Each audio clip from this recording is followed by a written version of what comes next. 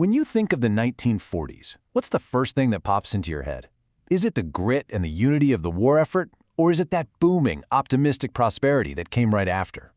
Well, the thing is, the 1940s wasn't just one thing. It was basically two completely different worlds packed into a single decade. It's the story of how a nation went from the tough, shared sacrifice of a world war to the bright, buzzing, neon-lit promise of the modern American city.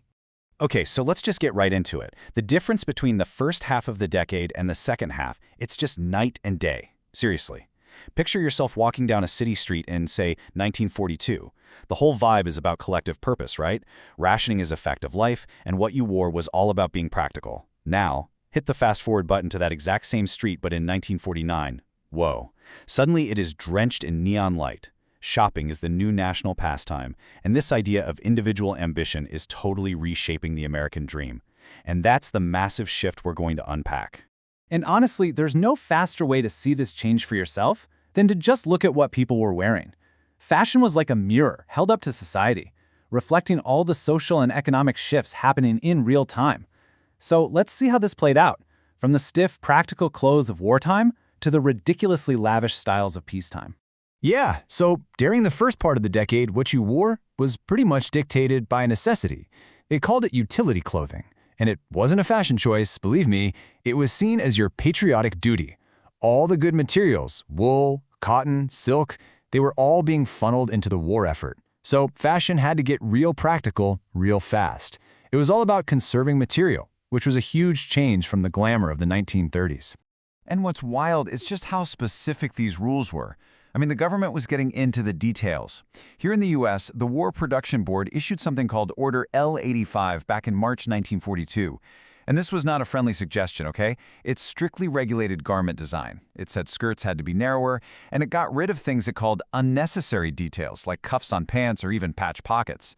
The result was this very distinct wedge silhouette, wide padded shoulders, a tight waist, and a simple skirt. The rationing went all the way down to your accessories. Nylon and silk were needed for things like parachutes, so stockings basically vanished. They became incredibly hard to find.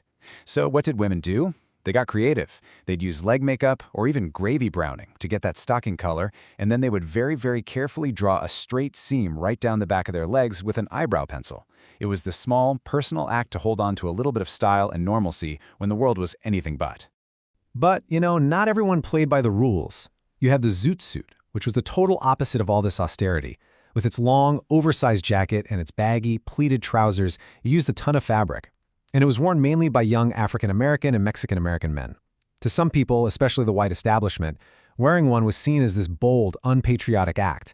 And this tension just boiled over in Los Angeles in June of '43 when servicemen started attacking young men in their suits. We now call them the Zoot Suit riots. And then, just like that, everything started to change. The war was over. The whole mood of the country was shifting. And in February of 1947, Paris decided it was time to reclaim its crown as the fashion capital of the world. And boy, did this collection capture the new vibe. Christian Dior unveiled what one fashion editor immediately called the new look. And it was the absolute antithesis of that wartime white shape. It was super feminine. Soft, rounded shoulders, a tiny cinched-in waist, and these long, full skirts that used an extravagant amount of fabric. It was a celebration of luxury making a comeback. Just to give you a little perspective on how extravagant we're talking, 15 yards. That's how much fabric it could take to make a single one of Dior's new dresses. Can you imagine?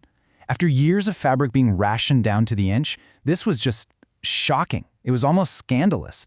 Some people thought it was incredibly wasteful, but for a lot of women, it felt totally liberating. It was a return to glamour that was going to define the look of the late 40s. Of course, it wasn't just the look of the city that was changing. It was the sound, too. The music coming out of the dance halls and the smoky backroom clubs, well, it was having its own revolution, moving from this big collective sound to something much more personal and, well, intense. So the decade kicked off with big band swing ruling the airwaves. This was music for the masses, music made for dancing. You had these huge bands, sometimes 25 musicians, playing these lush, easy-to-follow melodies for the jitterbug. But as the war years went on, a kind of rebellion started bubbling up in the clubs of Harlem. It was called bebop. And this was a musician's music. It was fast, it was complex, and you were meant to listen to it, not dance to it. Small groups, led by absolute geniuses like Charlie Parker and Dizzy Gillespie, were just blowing the doors off what people thought was possible with jazz. So how are most people actually hearing all this new music? The jukebox. By 1942, there were 400,000 jukeboxes scattered in diners, bars, and soda shops all across America. Think about it. For just a nickel, anybody could be the DJ. You could share your favorite new song with the entire room, and after the war, the jukebox really became the heart of this brand new thing, teenage culture. Now, while bebop was busy rewriting the rules of jazz, something else huge was happening, the rise of the solo singer. And nobody, I mean nobody, was a bigger deal than Frank Sinatra. This quote, I know, it sounds pretty shocking, but it really gets at the complicated feelings he brought out in people. You have millions of young men overseas fighting, and Sinatra's back home causing absolute riots among their girlfriends, the so-called Bobby Soxers. He kind of became this stand-in for all the boys who were away, and his intimate, emotional singing style was a huge shift. It was no longer about the band, it was about the magnetic pull of a single star. So as the GIs started coming home to this booming economy, a whole wave of new technology started to totally change American life, especially what was going on inside the home. The optimism of the late 40s was really fueled by these scientific miracles that promised a brighter, easier future for everybody. So get this.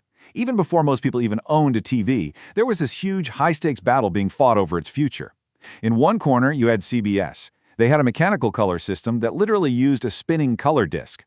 The pictures looked great, super bright, but it was totally incompatible with the black and white TVs that were just starting to sell. And in the other corner was RCA, and they were pushing an all-electronic system. It wasn't as pretty at first, but its killer feature was that it was backward compatible, meaning it wouldn't make all those brand new TVs instantly obsolete. And you can see why the stakes in that color war were getting higher every single day. Just look at these numbers. In 1946, there were only about 6,000 TV sets in the entire United States. Fast forward just 3 years to 1949, and that number had exploded to over 3 million. This wasn't just some new appliance people were buying. No way.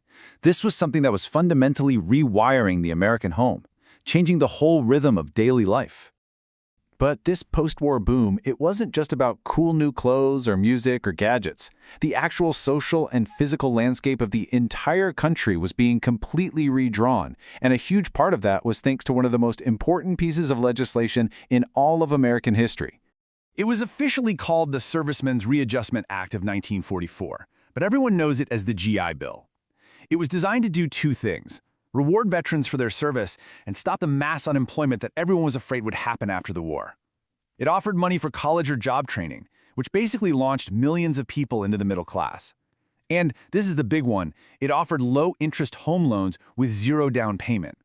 This fueled a massive exodus out of crowded city apartments and into brand new houses in the suburbs. But, and this is so important to understand, this new American dream was not available to everyone.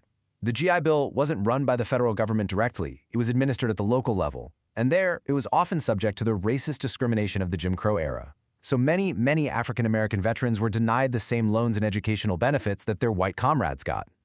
And the result was that the very same bill that helped build the modern middle class also helped create racially segregated all-white suburbs, leaving minority communities behind in city centers that were losing resources. So when we look back, the 1940s really stands out as this decade of incredible contradiction. It was a time of shared sacrifice and then explosive luxury, of coming together as a nation and of deep division. It laid the foundation for the prosperous America that we know, but it leaves us with this really critical question we have to ask ourselves. As this new world was being built, who exactly was it being built for?